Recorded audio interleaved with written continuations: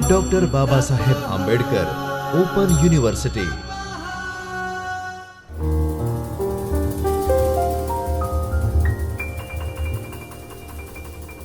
નમસ્કાર વિદ્યાર્થી મિત્રો. ડૉક્ટર બાબા સાહેબ આંબેડકર ઓપન યુનિવર્સિટીના ચૈતન્ય સ્ટુડિયોમાંથી હું પ્રોફેસર યોગેન્દ્ર પારેખ આપ સૌનું હાર્દિક સ્વાગત કરું છું. મિત્રો, કેન્દ્ર સરકાર યુજીસી નવી રાષ્ટ્રીય શિક્ષણ નીતિ 2020 એના અંતર્ગત આધુનિક માનવ સભ્યતામાં યુવાનોમાં, વિદ્યાર્થીઓમાં, નાગરિકોમાં પર્યાવરણ સુરક્ષા અંગેની સભાનતા વિકસે તે હેતુથી પર્યાવરણ શિક્ષણ મળવું જોઈએ એ બાબતની ખાસ કાળજી રાખવામાં આવી છે. એટલે પર્યાવરણ અંગેનો અભ્યાસ કરવો એ દરેક નાગરિકની, દરેક વિદ્યાર્થીની ફરજ છે. આપણી યુનિવર્સિટીઓમાં આ અભ્યાસક્રમ એ રીતે દાખલ થયો છે. એમાં આપણે પ્રથમ એકમ ભણીશું પર્યાવરણ શિક્ષણ અંગેનું પ્રથમ પ્રકરણ છે પર્યાવરણ અને માનવ. આપણે આજે પર્યાવરણ અને માનવ વચ્ચેનો સંબંધ, એની વિષમતા, એની આપણા સમયમાં અરાજકતા એ બધાથી વિષયાભિમુખ થઈશું, જેથી એ પછીના દરેક પ્રકરણમાં આપને સરળતાથી, રસપૂર્વક, રુચિનો વિસ્તાર થાય એ રીતે પ્રવેશ થઈ શકે. મિત્રો, પર્યાવરણ અને માનવ આ આપણો આજનો વિષય છે. પર્યાવરણ એટલે શું? આપને આપવામાં આવેલી અભ્યાસ સામગ્રીમાં બહુ સાદી અને સીધી ભાષામાં આખી વાત જે રીતે સમજાવવામાં આવી છે. પર્યાવરણ એટલે જીવસૃષ્ટિ, ભૌગોલિક આબોહવામાં જળ, જમીન, વાયુ, સૂર્ય ઉર્જા, ઋતુચક્ર, વનસ્પતિ, વન આદિની પારસ્પરિક ક્રિયા, સંબંધ, એનો પ્રભાવ, પરસ્પરનો એકબીજા પ્રત્યેનો પ્રતિસાદ, પ્રતિભાવ અને એના કારણે નિર્માણ પામતું વાતાવરણ એ પર્યાવરણ એમ કહી શકાય. જુઓ, બહુ સરળતાથી આપણે આગળ સમજતા જઈએ કે મને અત્યારે આ વાત કરું છું ત્યારે યાદ આવે છે કે આપણા જાણીતા કવિ, જ્ઞાનપીઠ પુરસ્કૃત કવિ ઉમાશંકર જોશીની પંક્તિ, વિશાળે જગ વિસ્તારે નથી એક જ માનવી, પશુ છે, પંખી છે, પુષ્પો, વનોની છે વનસ્પતિ. પર્યાવરણ અને માનવના સંબંધને સમજવા માટે આ બે પંક્તિ ચાવીરૂપ છે. પહેલા માનવીનો પરિચય આપ્યો કવિએ કે વિશાળ જગ વિસ્તારે નથી એક જ માનવી. કેમ આવું કહેવું પડ્યું? કારણ કે મનુષ્ય સૌથી શક્તિશાળી પ્રાણી છે આ સંસારમાં, અખિલ સંસારમાં. માનવ જાતિનો ઇતિહાસ આપણને પ્રાપ્ત થાય છે ત્યારથી અત્યાર સુધીની એક આખી પરંપરાને આપણે જોઈશું તો સમજાશે કે ખરેખર દરેક પ્રાણીઓમાં સૌથી શક્તિશાળી પ્રાણી હોય તો એ મનુષ્ય છે. કારણ કે મનુષ્ય પોતાની બુદ્ધિ વડે, ચાતુર્ય વડે અન્ય પ્રાણીઓ પર પોતાનું આધિપત્ય જમાવે છે સદીઓથી. એ આપણે સર્કસમાં પણ જોયું અને બીજી અનેક રીતે જોઈએ છીએ. એ બધી વસ્તુમાં વધારે આપણે વિસ્તારથી અત્યારે નથી જતા. મિત્રો, પ્રકૃતિ વિશાળે જગ વિસ્તારે નથી એક જ માનવી. શું છે પ્રકૃતિ? છે હવે સમજીએ. પ્રકૃતિ, કૃતિ, સંસ્કૃતિ અને વિકૃતિ, આ ચારેય શબ્દને જોવા જેવા છે. સૃષ્ટિ 5-10 હજાર વર્ષ પહેલા કે 1 લાખ વર્ષ પહેલા જે રીતે પ્રાપ્ત થઈ હતી એ રીતે અત્યારે નથી. જંગલો કપાઈ રહ્યા છે. ઉદ્યોગોના વિકાસ અર્થે, એટલે કે વિજ્ઞાન સંમત ડેવલપમેન્ટ, નવી શોધખોળો, એ બધું જેમ જેમ થતું ગયું તેમ પ્રકૃતિ ઉપર મનુષ્યએ જુદી જુદી રીતે આક્રમણ કર્યું. પોતાની સુવિધા માટે, પોતાના ભલા માટે, અથવા તો પોતે ધારે છે એવા સમગ્ર માનવ જાતના ભલા માટે. પણ કેન્દ્રમાં કોણ આવ્યું? મનુષ્ય જાતિ. મનોરંજન જોઈતું હતું ત્યારે આપણે સર્કસમાં પણ પ્રાણીઓ ઉપર આધિપત્ય જમાવ્યું અને એમની પાસે ખેલ કરાવ્યા. આધુનિક સભ્યતામાં મનુષ્યએ પ્રકૃતિ સાથે જે ખેલ કર્યો એટલે કુદરતની મૂળ કૃતિ જે છે એમાં ઉમેરણ કર્યું, ફેરફાર કર્યા, એને નવા ઘાટઘૂટ આપ્યા. એના પરિણામે માનવ સભ્યતા પણ સમાંતરપણે વિદ્યા તપ વધતું ગયું, નવા નવા સંશોધનો થતા ગયા. મનુષ્ય કુતૂહલપૂર્વક એની સામે રહેલા જીવ જગત શિવને પોતાની રીતે ઉકેલતો રહ્યો અને જુદા જુદા વિષયો આવિર્ભાવ પામતા ગયા. પ્રકૃતિ કૃતિ ઈશ્વર દ્વારા પ્રાપ્ત થયેલી અને મનુષ્ય દ્વારા નિર્માયેલી કૃતિ નિર્માણ કરી આપણે અને પૃથ્વીને, માનવ સભ્યતાને શાબ્દિક રીતે, ભૌગોલિક રીતે, સ્થૂળ રીતે અવનવા આકારો આપણે આપતા રહ્યા. એમાંથી એક માનવ સભ્યતાનો જે વિકાસ થયો એમાં સ્થાપત્ય આવ્યું, શિલ્પ આવ્યું, સાહિત્ય આવ્યું, અન્ય વિદ્યાઓ આવી, લલિત કળાઓ આવી. એ આખી પરંપરા અને મનુષ્યની જીવનશૈલી એ છે પછી જેને આપણે સંસ્કૃતિ તરીકે ઓળખતા થયા. પરંતુ અતિની ગતિ નહીં, માણસના લોભને થોભ નથી. એ માત્ર આર્થિક બાબતોમાં લાગુ પડે છે એવું નથી. દરેક વિષય વસ્તુમાં જોઈશું તો આપણી આ જે ગતિ છે એ એટલી ઝડપી છે કે આપણે એ સંસ્કૃતિમાં પણ એવા ફેરફારો કરતા રહ્યા, એમાં પણ આપણે વિજ્ઞાનનો આધાર લીધો, વિજ્ઞાનનો દુરુપયોગ પણ કર્યો અને સરવાળે ઘણું બધું વિકૃત કરી નાખ્યું. એટલે મૂળ જુઓ તો પ્રકૃતિનું વિકૃતિકરણ કરવામાં આધુનિક સભ્યતાનો એક જુદો જ ફાળો છે. આમ હું કહું છું ત્યારે એના આધાર માટે કંઈક કહેવું પડે. મિત્રો, સાદી ભાષામાં સમજીએ.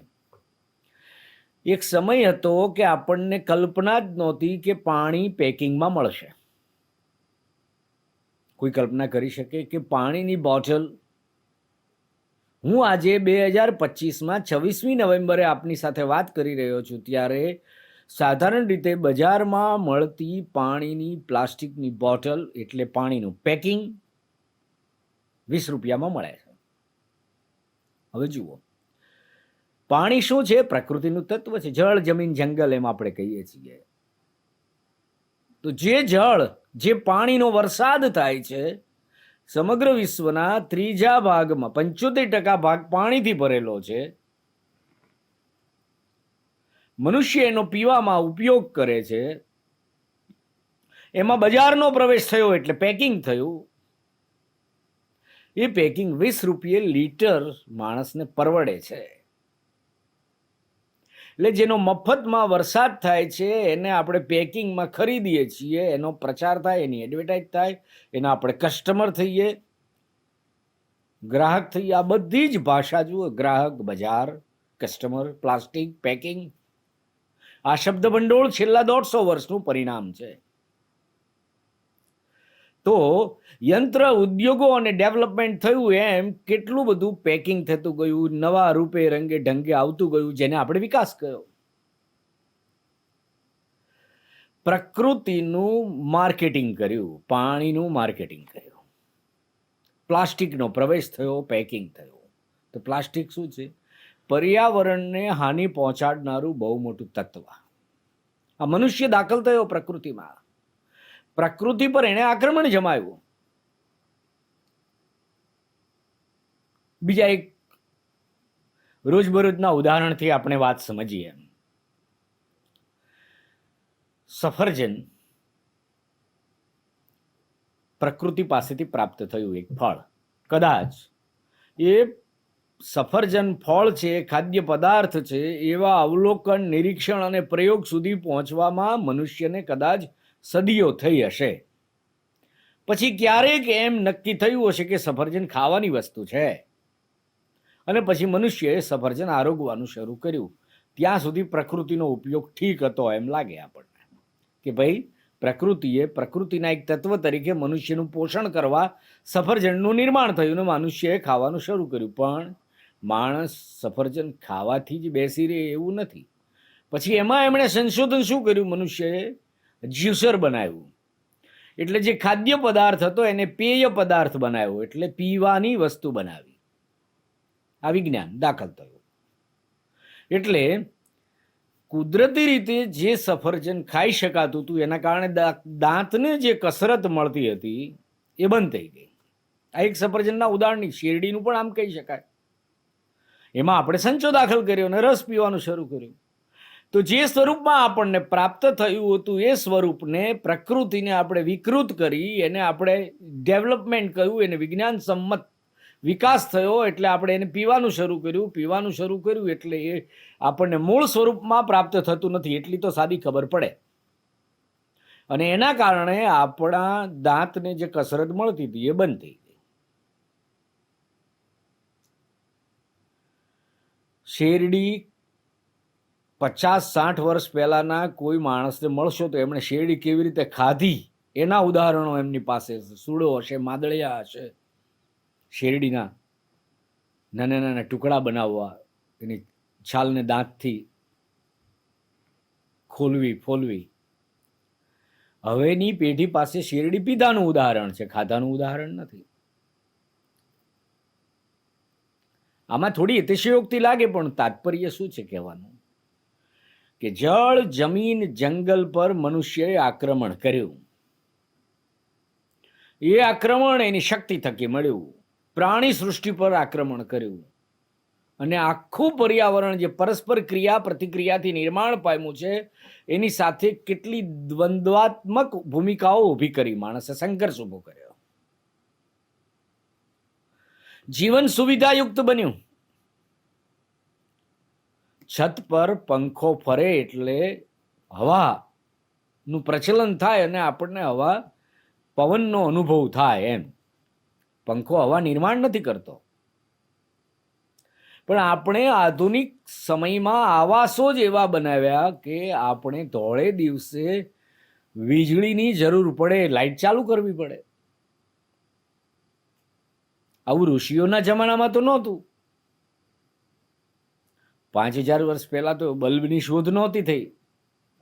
અને સૌથી ઉત્તમ સાહિત્ય સર્જન કે માનવ સભ્યતા સંસ્કૃતિનો વિકાસનું ડોક્યુમેન્ટેશન જેને કહી શકાય એવી શબ્દ સાધના અને લિખિત બધું જ ક્યારે થયું છે? જ્યારે વીજળીની શોધ નહોતી થઈ ત્યારે, જ્યારે પેનડ્રાઈવ નહોતી ત્યારે, જ્યારે કમ્પ્યુટર નહોતા ત્યારે.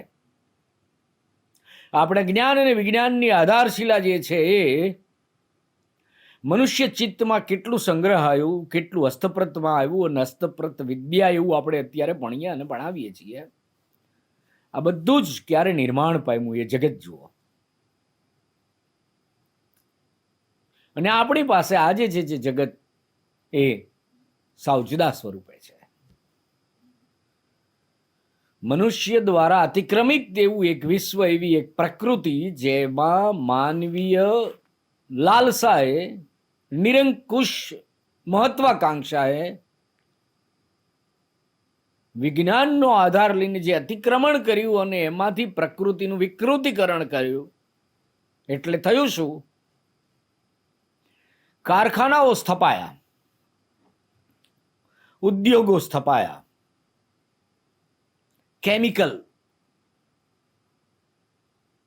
કેમિકલ દ્વારા દૂષિત થયેલું કારખાનાનું પાણી એ આપણી નદીઓમાં ભળ્યું. વિશ્વની સૌથી પવિત્ર કહેવાય એવી નદીના શુદ્ધિકરણનો કરોડો રૂપિયાનો પ્રોજેક્ટ કરવો પડે છે. અને આજે પણ સભ્ય સમાજના નાગરિકોને આપણે સમજાવવું પડે છે કે ભાઈ તમે નદીને ગંદી નહીં કરતા. આપણે લોકમાતા કહીએ છીએ. એ પ્લાસ્ટિકથી, એ કેમિકલથી, આપણી બેદરકારીથી. એમ કહી શકાય કે જીવનને આપણે જીવવા જેવું રહેવા દીધું નથી. પર્યાવરણનું શિક્ષણ એટલે જરૂરી છે. મનુષ્ય રોજબરોજના જીવનમાં એનો કેટલો અમલ કરી શકે? આધુનિક જીવનશૈલી, એક બાજુ નિરંકુશ વસ્તી વધારો, સતત વિસ્તરતું માર્કેટ, બજાર, એમાં તો હવે ઓનલાઈન વગેરે પણ આવ્યું. અને યુઝ એન્ડ થ્રો કલ્ચરનો વિકાસ. કોઈ પણ વસ્તુ, તમે પેન જુઓ, માર્કેટમાં આજે 80 રૂપિયા 100 રૂપિયાની પેન મળે છે, તો એવી પેન આવે છે કે યુઝ એન્ડ થ્રો. આપણે ચા પીવા જઈએ તો પેપર કપમાં જે ચા અપાય છે એ કપ યુઝ એન્ડ થ્રો છે. પ્લાસ્ટિક આપણા જીવનમાં ઠેર ઠેર પ્રવેશી ચૂક્યું છે અને એનો ક્યારેય નાશ ન થાય એવી રીતે એ જમીનમાં ધરબાતું હોય છે. હજારો લાખો ટન કચરો રોજ ઉત્પન્ન થાય છે. ઈ વેસ્ટ આપણે જેને કહીએ, એનો પણ એક આપણા સંસાર પર જુદું અતિક્રમણ છે. આપણને ખબર નથી કે લાખો ટન ઈ વેસ્ટ, જૂના કમ્પ્યુટર્સ, જૂના માઉસ, જૂના પ્લાસ્ટિકની પેનો, જૂની પ્લાસ્ટિકની થેલીઓ, આ બધું ક્યાં કેવી રીતે રિસાયકલ થતું હશે, એમાંથી કેટલું રિસાયકલ કરી શકાય એવું હોય છે. જગતને નર્ક બનતું અટકાવવા માટે આપણે શું કરી શકીએ? આપણા હાથમાં છે કઈ અહીંયા? પ્લાસ્ટિકનો ઉપયોગ ઘટાડીએ, હા. પ્લાસ્ટિક મુક્ત કેમ્પસ એમ કરીએ, ખૂબ સરસ. આપ ફાટ્યું છે ત્યારે આવા નાના નાના થીગડા દેવા પડશે, તો કશું ક્યાંય અટકી શકાય. પાણીને પીવા યોગ્ય બનાવવું, એનો કેટલો મોટો કારોબાર ધમધમે છે. આ બધું 200 વર્ષ પહેલા નહોતું. 150-200 વર્ષમાં આપણે આ સૃષ્ટિનું શું કરી નાખ્યું? મનુષ્યએ વિજ્ઞાન દ્વારા જે આક્રમણ કર્યું છે પ્રકૃતિ પર, એ આપણા અભ્યાસનો વિષય બનવો જોઈએ. એના માટેના સરકારી કાયદાઓ છે.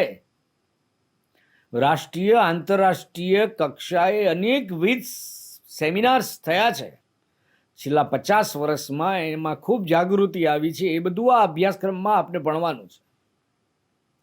ક્યારે કયા નિયમો પસાર થયા, કેવા પ્લાસ્ટિકનો ઉપયોગ કરવો ન કરવો. માત્ર પ્લાસ્ટિકની વાત નથી, કેમિકલની વાત છે, યંત્રોની વાત છે.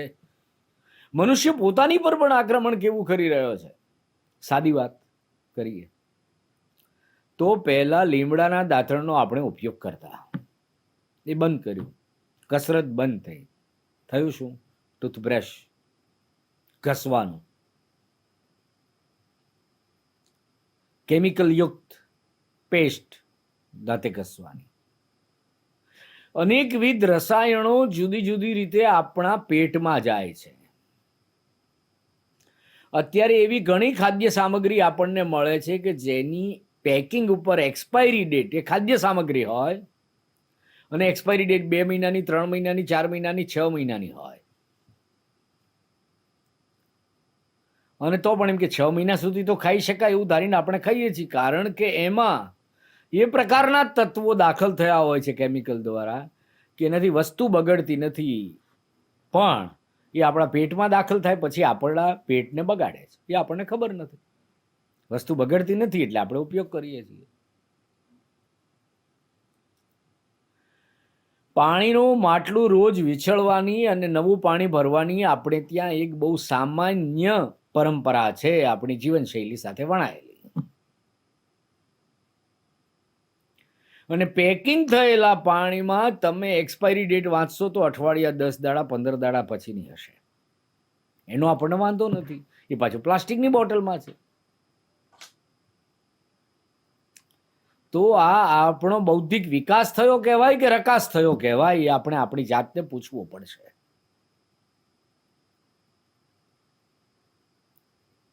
કવિએ તો કહ્યું કે વિશાળે જગ વિસ્તારે નથી એક જ માનવી. ખોખારીને કહ્યું ભાઈ એકલો માણસ નથી, આ દુનિયા આખીનો માલિક. જેનામાં પ્રાણ છે એ પ્રાણી છે. મનુષ્ય શક્તિશાળી કેમ છે? પંચેન્દ્રિય જીવ છે. 5 ઇન્દ્રિય છે મનુષ્યને. બીજા 2 ઇન્દ્રિય, 3 ઇન્દ્રિય વાળા જીવો છે. અખાની પંક્તિ મને અત્યારે યાદ આવે છે. આહાર, નિદ્રા, ભય, મૈથુન સર્વે પશુ સમાન. આહાર એટલે ખોરાકની બાબતમાં, ઊંઘની બાબતમાં. આહાર નિદ્રા ભય, દરેક પ્રાણી ભય પામે છે. આહાર નિદ્રા ભય મૈથુન સર્વે પ્રાણી સમાન, સર્વે પશુ સમાન. નર ખરમાં વહેરો અખા, નરને અધિકું જ્ઞાન. નર એટલે મનુષ્ય, ખરમાં એટલે પશુઓમાં જુદો પડે છે વહેરો અખા. માણસ અન્ય પશુઓ કરતા જુદો પડે છે એમ અખો કહે છે, કારણ કે નરને અધિકું જ્ઞાન. જ્ઞાન છે એ જ્ઞાન સંપાદનની રીતો છે મનુષ્ય પાસે. એની પાસે વ્યક્ત થવાની ભાષા છે અને એ ભાષામાં એના જ્ઞાનને એ કોઈને કોઈ સ્વરૂપે સંચિત કરે છે, એકત્રિત કરે છે, એકઠું કરે છે અને પેઢી દર પેઢી સચવાય છે. લિપિની શોધ થઈ, પ્રિન્ટિંગ ટેકનોલોજી ડેવલપ થઈ એટલે પુસ્તક આકારે સચવાયું. હવે તો અનેકવિધ રીતે સચવાય છે. યુટ્યુબ, કમ્પ્યુટર, ઇન્ટરનેટ આદિ દુનિયા વિશાળ છે. સેવ કરો, ડેટા ડ્રાઈવ વગેરે.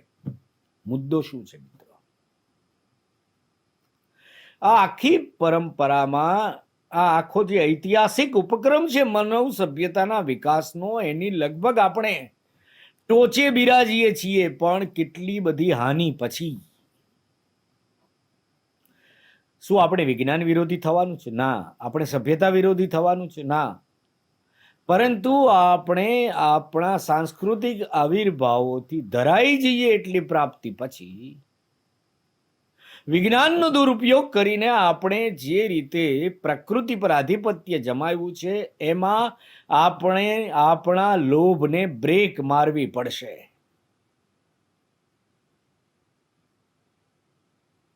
એ કવિ એક કાર્યક્રમમાં કહ્યું ને કે સારું છે કે ભાઈ ગૂગલથી રોટલી ડાઉનલોડ થતી નથી. જો એવું થાય તો આપણે આપણા ઘરોમાં રોજબરોજ જોઈએ છીએ. હવે ખાંડણીયું ઘરમાં નથી, સાંભેલું કોઈના ઘરમાં નથી. રોજ સવારે પ્રભાતિયા ગાતા ગાતા માં દહીંનું દળતા ઘંટી અને રોજે રોજનું અને એમાંથી રોટલા ઘડાતા એવું હવે નથી. હવે લસ્સી પેકિંગમાં મળે છે, પાણી પેકિંગમાં મળે છે. માણસ પણ લગભગ બહાર જતો હોય ત્યારે આખે આખો પેક થઈને જાય છે. માણસાઈ માણસ બધું પેકિંગમાં છે. એવા સમયે પર્યાવરણ વિશેની જાગૃતિ કેળવવી એ મનુષ્યનો પોતાનો સ્વાર્થ હોવો જોઈએ. ધર્મ તો પછીની વાત છે, ફરજ તો પછીની વાત છે. મનુષ્ય આ સૃષ્ટિને એટલે કે જમીનને, જળને અને સમગ્ર વાતાવરણને પ્રદૂષિત કરે એવી તમામ બાબતોથી માણસે બચવું જોઈએ. આપણે જમીનને દૂષિત કરીએ છીએ, જળને દૂષિત કરીએ છીએ અને વાતાવરણને પણ પ્રદૂષિત કરીએ છીએ. તમે જોયું હશે કે કોરોનાના સમયમાં જ્યારે યાતાયાત, વાહન વ્યવહાર બંધ રહ્યો લોકડાઉન વખતે, ત્યારે દૂર દૂરના પર્વતો કે ઊંચા મકાનો સ્વચ્છ દેખાવાનું ચાલુ થઈ ગયું હતું. કારણ કે પેટ્રોલ અને ડીઝલનો વપરાશ બંધ થઈ ગયો હતો. એ વખતે આપણે કહેતા કે મહિને એકાદ દિવસ આવો થવો જોઈએ. અલબત્ત એવું થતું નથી, વ્યવહારમાં અઘરું હશે. પણ આપણને એનાથી ખ્યાલ આવે છે કે મનુષ્ય તરીકે આપણે આ સૃષ્ટિનું દોહન કરવામાં એટલા મચી પડ્યા છીએ કે સૃષ્ટિના મૂળભૂત તત્વો સાથે આપણે વેર બાંધી લીધું છે. મનુષ્ય પોતે પ્રકૃતિનું એક તત્વ છે એ માણસ ભૂલી ગયો છે. પોતાની સુવિધા ખાતર એણે જે જે વિકાસ કર્યો છે એમાં એને પોતાને નુકસાન થઈ રહ્યું છે એનું ભાન નથી. 5 કે 10,000ની કિંમતના શૂઝ પહેરનારો માણસ 10 ડગલા ચાલી શકતો નથી. એ શૂઝ શોભાના ગાંઠિયા છે. તો શું કરીશું આપણે? કારણ કે આપણે પ્રકૃતિના તત્વ તરીકે જોયું કે ભાઈ પગ શેના માટે? ચાલવા માટે છે. ચાલવાનું ભૂલ્યા, એનો ઉપયોગ બંધ થયો એટલે પગે આપણને દગો દીધો. આંખો શેના માટે છે? કાન શેના માટે છે? એનો આપણે ઉપયોગ શું કરીએ છીએ? આપણા શરીરને આપણે અન્યાય કરીએ છીએ. આપણી સુવિધા વધારવા માટે થઈને નકામું આપણે બનાવીએ છીએ આપણા શરીરને, અને એક નકામો દેહ જુદી જુદી રીતે શણગારીને આપણે પાછા એક્ટિવ છીએ એવું બતાવીએ છીએ અનેક સંસાધનોનો લાભ લઈને. શિક્ષણમાંથી શ્રમનું મહત્વ ઘટ્યું. સરળતા આપણે વિકસાવવા ગયા એમાં આપણે પ્રકૃતિનું દોહન કર્યું. એ બધી વસ્તુઓ વિશે આપણને અનેક લોકોએ, વિજ્ઞાને જ અને તજજ્ઞોએ વારંવાર જગાડ્યા છે. સમગ્ર વિશ્વમાં પર્યાવરણ અંગેની જાગૃતિ કેળવાય એ માટે પર્યાવરણ શિક્ષણ એક ઉમદા ઉપક્રમ છે. મનુષ્યએ પોતાની જીવનશૈલી સુધારવી પડશે. રોજબરોજના જીવનમાં પ્રકૃતિને ઠેસ ન વાગે એવી રીતે જીવવું પડશે. પ્રકૃતિનું દોહન કરવામાં અટકવું પડશે. જળ અને સ્થળ સાથેનો આપણો રોજનો મુકાબલો છે, એના કેન્દ્રમાં લોભ અને લોભ સિવાય કંઈ નથી. આપણી ખનિજ સંપત્તિ જે જમીનમાં દટાયેલી છે એના પર મનુષ્ય અતિક્રમણ કરી રહ્યો છે. પર્વતો પર એટલું મોટું અતિક્રમણ છે કે શિલાઓ ધસી પડે છે અને યાત્રિકો ફસાય છે. એ સમાચાર કઈ એકાદ વખત બનતી ઘટના નથી, વારંવાર બનતી ઘટનાઓ છે. પ્રવાસન વિકસે એ જરૂરી છે, પણ પ્રકૃતિના ભોગે નહીં આપણને ખબર જ નથી. આપણે આપણા ફોટા પાડીને આવી જઈએ છીએ પ્રકૃતિને નુકસાન કરીને. કૃષિ, ખેતી, આપણો દેશ ખેતી પ્રધાન છે, એની સમાંતર પણ હવે ઉદ્યોગો પણ વિકસતા ગયા છે. ઉદ્યોગોનો વિકાસ પણ સ્વાભાવિક છે, એક આપણા સમયની જરૂરિયાત મુજબ થતું જાય છે. ખેતીની બાબતમાં કૃષિ વિજ્ઞાન જેવી એક આખી શાખા વિકસી છે, કૃષિ યુનિવર્સિટીઓ વિકસી છે.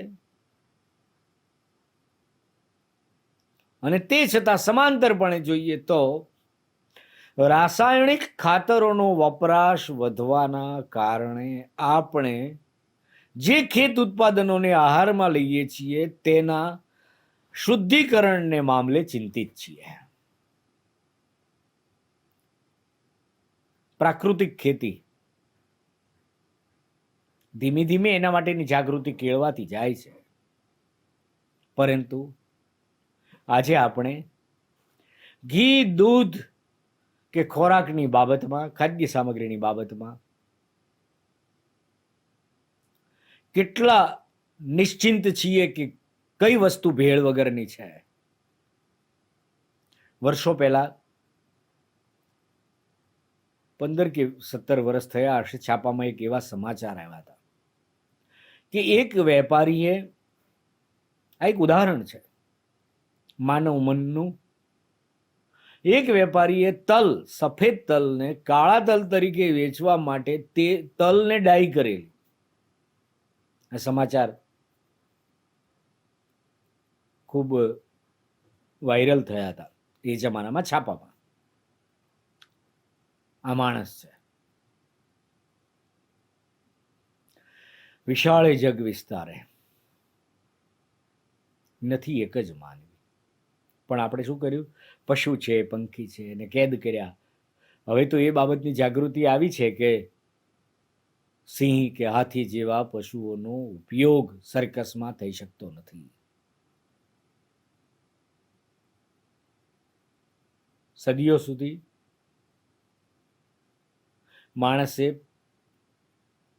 ઘણા પરિશ્રમ પછી જે સૃષ્ટિ બનાવી છે એ સૃષ્ટિને ટકાવી રાખવા માટે માણસે પર્યાવરણ વિશેની જાગૃતિ કેળવવી પડશે. કુદરતે આપી પ્રકૃતિ, માણસે નિર્માણ કર્યું એક કૃતિશીલ સરસ મજાનું જીવન, એને આકાર આપતા આપતા સંસ્કૃતિ તરફ વળ્યા અને છેલ્લા 100-150 વર્ષમાં આપણી મહત્વાકાંક્ષાઓ અને સુવિધાયુક્ત જીવન જીવવાની ઈચ્છાઓનો રાફડો ફાટ્યો છે. જેમ રિમોટથી ટીવી ચાલુ થાય એમ રિમોટથી જીવી શકાય. રોબોટ આવે છે, એઆઈ આવશે. અત્યંત સુવિધાયુક્ત બનવા જતાં જતાં આપણે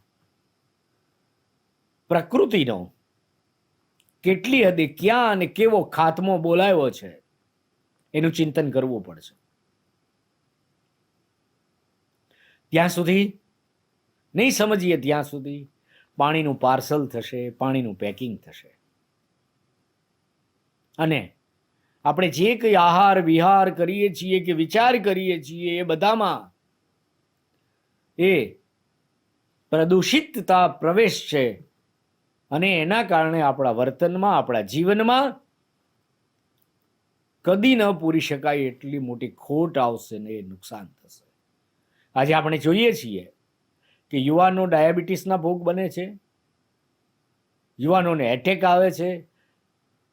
ખૂબ જ કમ્ફર્ટ ઝોનમાં જીવતા હોય એવા ધનિકોને કેન્સર થાય છે. એટેક આવવાની ઘટનાઓ ખૂબ સામાન્ય છે.